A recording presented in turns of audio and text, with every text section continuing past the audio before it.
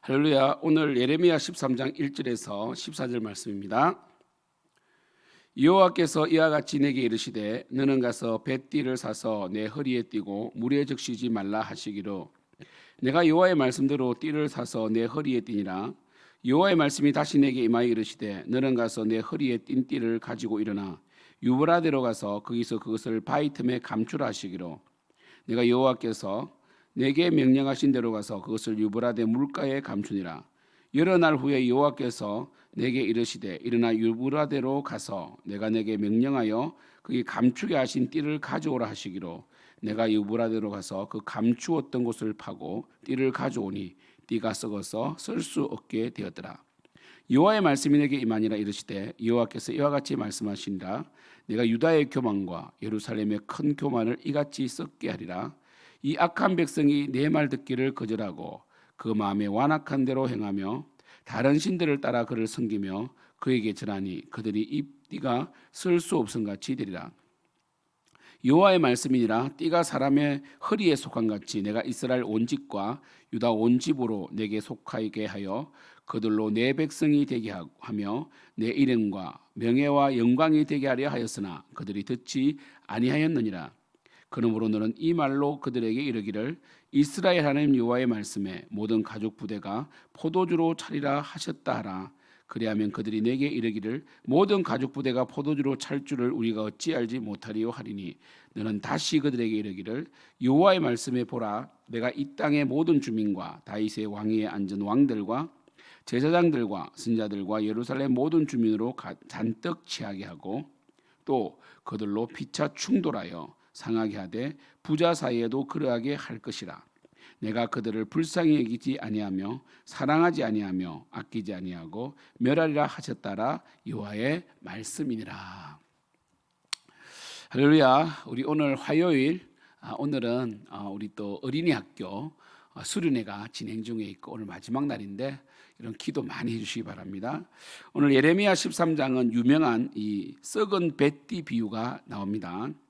이 선지자는 백성들이 순종하지 않을 때 상징적인 행위를 통해서 순종할 수 있도록 유도를 합니다. 하지만 이 선지자의 노력만큼 이스라엘 백성들이 돌아오지 못한다는 것이 참으로 슬픔입니다.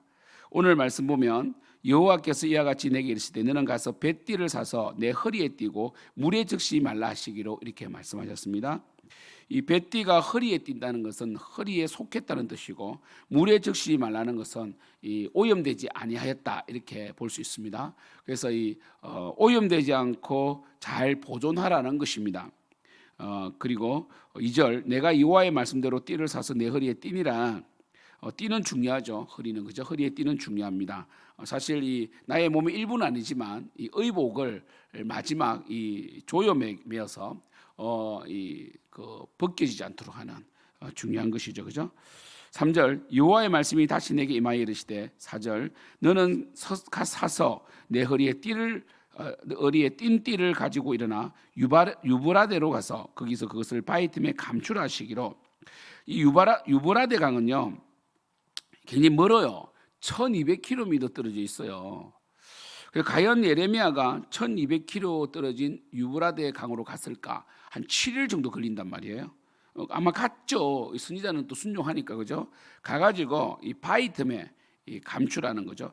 특별히 왜 유브라데까지 1200km를 가라고 하냐면 이스라엘 백성들이 하나님을 의지하지 아니하고 그러니까 이 허리띠는 이스라엘 백성을 상징합니다. 뒤에 설명되어 있지만 그리고 이 하나님께 속해 있는 자인데 이 허리띠가 마음대로 움직이는 거죠. 마음대로 하나님께 속하지 아니하고 이 바벨론을 의지한다는 거죠. 바벨론을 그죠?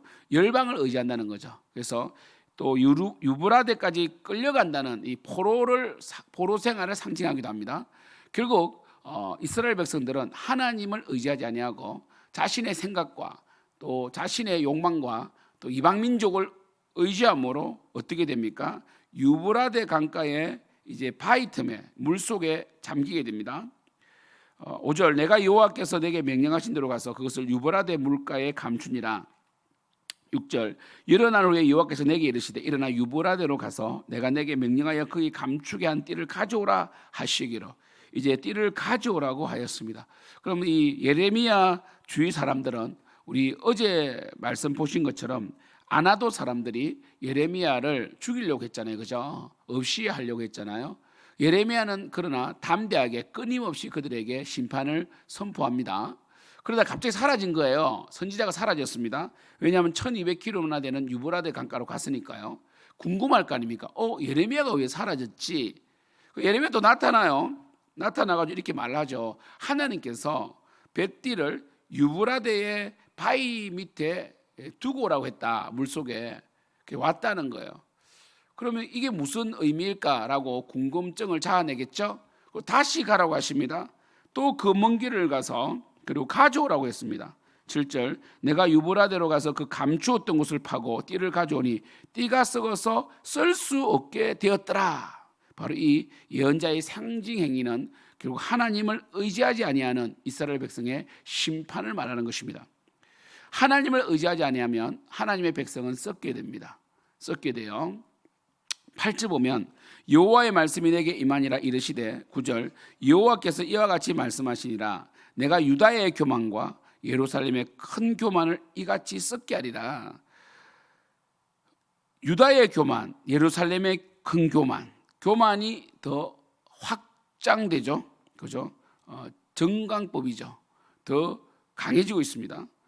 그들은 한두 번 하나님을 의지하지 아니하고 자신의 뜻과 또 열광을 의지하다가 이제는 더 큰 교만, 이제는 아예 하나님을 의지하지 않는 상태가 되어버렸다는 거죠. 이 악한 백성이 내 말 듣기를 거절하고 하나님은 끊임없이 무엇을 말씀하십니까? 하나님의 예배를 회복하고 하나님의 뜻대로 다시 가나안 땅에 정의와 공의를 행하고 그리고 자비를 베풀어라. 그리고 이 가난한 자들을 넉탈하지 말고 나누어 주라라고 끊임없이 말씀하신 거죠. 그죠? 이렇게 하면 된다는 거예요. 사실 이것이 무슨 이 엄청난 열국 사이에서 애국과 아수르와 바벨론의 패권 전쟁 가운데서 과연 우리를 지켜낼 수 있을까? 예루살렘에서 드리는 이 예배가 진실한 예배가 군사력이 중요하고 이 외교술이 중요하지 이러한 하나님의 말씀에 순종한다고 우리가 보존될 수 있을까라고 그들은 늘 회의감을 부렸던 거죠. 그죠? 인간적인 방법으로 해결하려고 했죠. 그런데 그들이 몰랐던 것은 아수르도 바벨론도 애굽도 하나님의 도구고 결국 이스라엘 민족을 징계하는 도구란 것을 모르고 있습니다. 그러니까 이스라엘 백성들이 죄에서 벗어나고 하나님 뜻대로 살아가면 더 이상 징계하는 도구가 필요 없는 거예요. 우리의 어린 자녀들이 말씀을 잘 듣고 회개하고 열심히 공부하고 부모님 말씀에 순종한다면 징계하려고 사놓았던 매 해초리가 필요 없게 되는 거 아닙니까? 그와 똑같은 거예요. 그들은 계속해서 하나님이 심판주이시고 열국을 움직이는 분도 하나님이심을 그들은 망각하고 계속 눈앞에 보이는 열국을 의지하고 있다는 것이죠.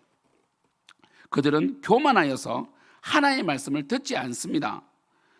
잠잠하라 하면 잠잠하면 되는데 잠잠하게 나를 바라보라 하나님께 기도하라 하면 기도하면 되는데 그들은 믿음이 없어서 이 일을 하지 않고 있다는 거죠.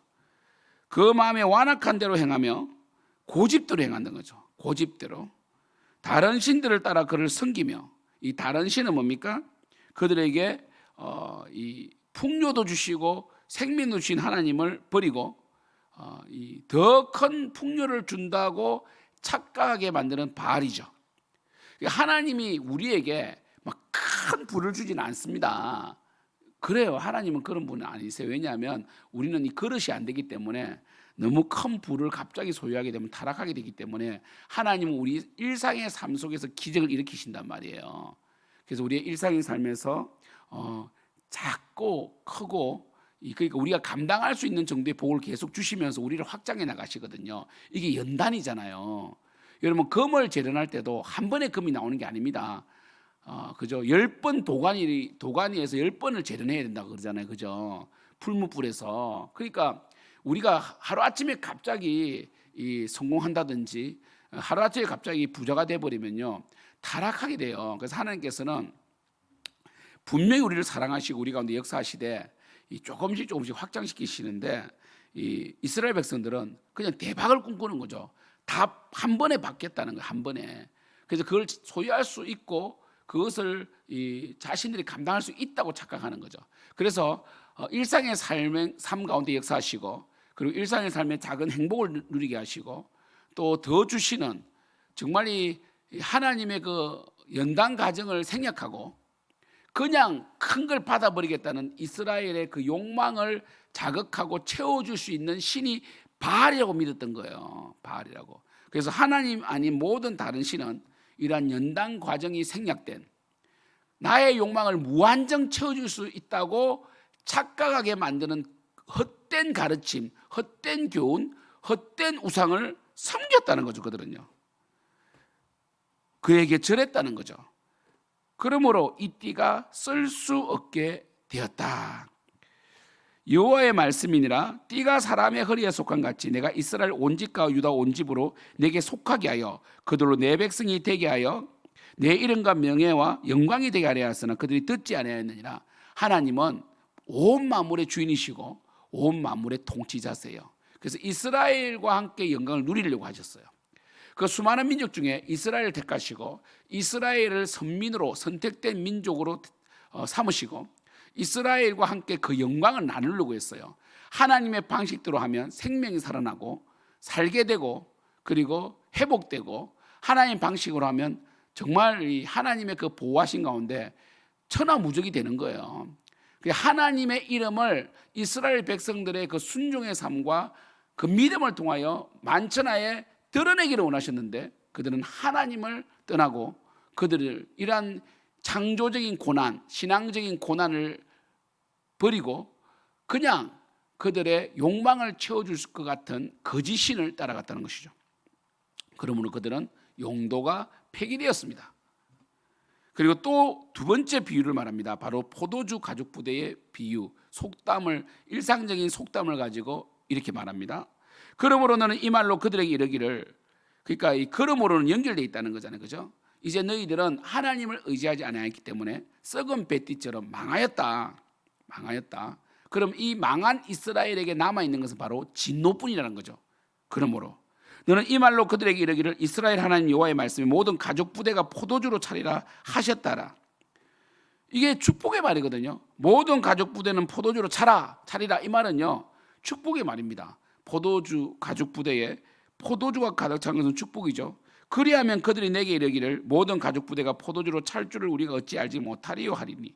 그들은요 이 하나님의 원래는 모든 이 가죽 부대에 포도주로 차리라 이 말은 축복의 말이고 믿음의 말이죠. 그런데 어느 날 그들은 이러한 말을 하지 않고 당연히 차지 뭐 시간이 지나면 포도는 열리지 이렇게 하나님을 의지하지 않았다는 것을 보여주죠. 그런데 13절에 너는 다시 그들에게 이르기를 여호와의 말씀이 보라 내가 이 땅의 모든 주민과 다윗의 왕이 앉은 왕들과 제사장들과 선지자들과 예루살렘 모든 주민으로 잔뜩 취하게 하겠다. 이 포도주는 이 포도 가죽 부대가 이스라엘 백성이고 포도주는 진노라면 진노를 임하게 하겠다. 분별하지 못하게 하겠다. 전혀 상황을 이 사태를 분별하지 못함으로, 그리고 바벨론이 3차에 걸쳐서 쳐들어오는데도 그들은 결국은 바벨론에게 항복하지 아니하고 또 하나님 심판을 받아들이지 아니하므로 그들은 애굽을 의지함으로 완전히 회파돼 버리거든요. 분별이 없는 거죠. 분별할 수 없게 만든다는 거죠. 14절 또 그들로 피차 충돌하여 상하게 하되 부자 사이에도 그러하게 할 것이라. 내가 그들을 불쌍히 여기지 아니하며 사랑하지 아니하며 아끼지 아니하고 멸하려 하셨다라 여호와의 말씀이니라. 자, 결론적으로 오늘은 이 썩은 뱃띠와 하나님의 이 포도주 가죽 부대의 심판으로 연결시키는데, 하나님은 이스라엘 백성들을 정말 귀하게 불쌍히 사랑하며 아끼며 소중히 여겼습니다. 그러나 그들이 그 하나님의 사랑을 멸시하고 하나님보다 자신의 욕망을 더 추구하고 그리고 욕망을 채워줄 이방 나라와 이방신을 섬겼을 때, 하나님을 헌신짝처럼 버렸을 때 결국 그들은 하나님의 불쌍히 여김에서 벗어나게 되고 하나님의 사랑 밖에 나게 되고 하나님의 아낌에서 벗어나게 되므로 멸망을 받게 되었다는 것입니다. 사랑하는 성도 여러분, 우리는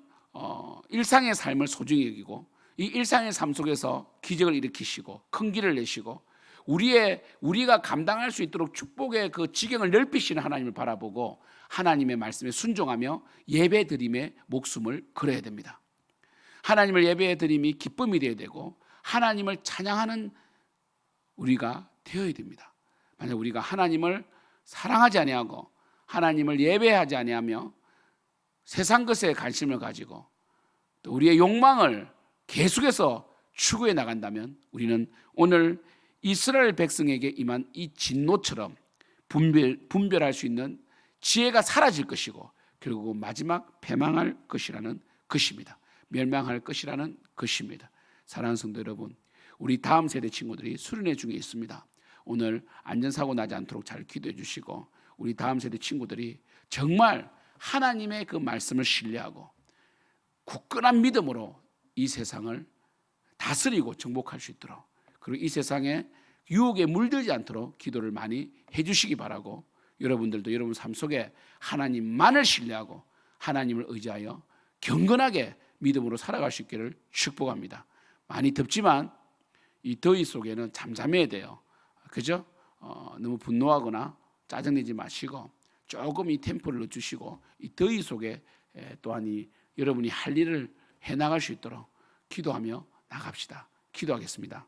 하나님 아버지, 하나님이 우리를 허리띠와 같이 소중히 여기셨는데 우리가 하나님을 의지하지 아니하고 또 우리의 사명을 감당하지 않을 때, 우리의 욕망을 추구해 갈 때 썩은 배띠가 되어버리는 것입니다. 하나님의 사랑 밖에 나게 되는 것입니다.